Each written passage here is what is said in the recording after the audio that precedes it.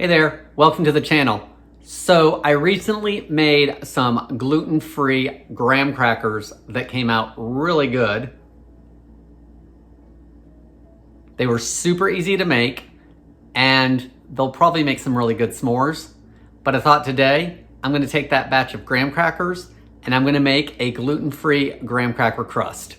If you don't have graham crackers, no problem. Go ahead and get those store-bought ones and use the same recipe. I'm Jamie with SavorySaver. I share gluten-free recipes, tips, tricks, and resources to make your gluten-free lifestyle easier. So please consider hitting subscribe and let's get started. So the first thing you want to do to make this gluten-free graham cracker crust is preheat your oven to 375 degrees Fahrenheit.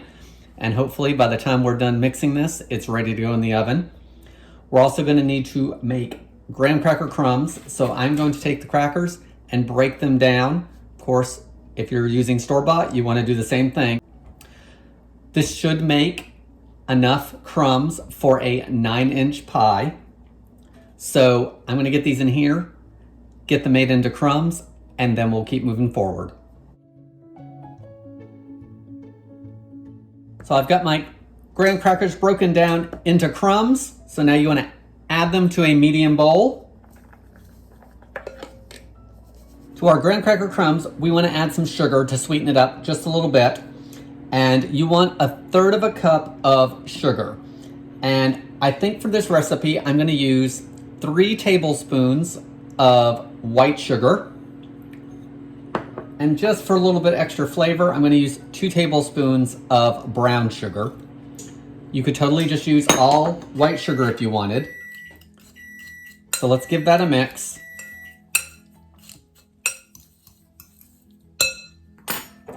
This is totally optional, and you may not even want to do this depending on what you're making with your graham cracker crust, but I'm going to add just a sprinkle of cinnamon, anywhere from none to up to 1/2 teaspoon.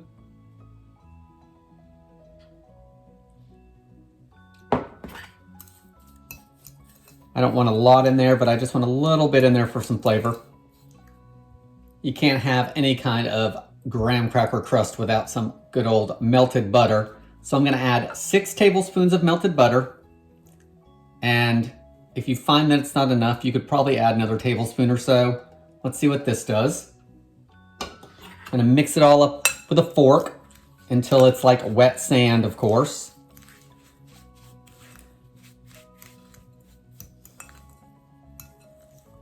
Everything is really nicely mixed together, so let's get into our pie plate. Once it's in your pie plate, of course, the next step is to firmly press it into the bottom and up the sides of the pie plate. You want it as even as you can get and go as high as you can onto the sides. Sometimes I like using the back of a cup. Sometimes I use my fingers. Use whatever method works best for you.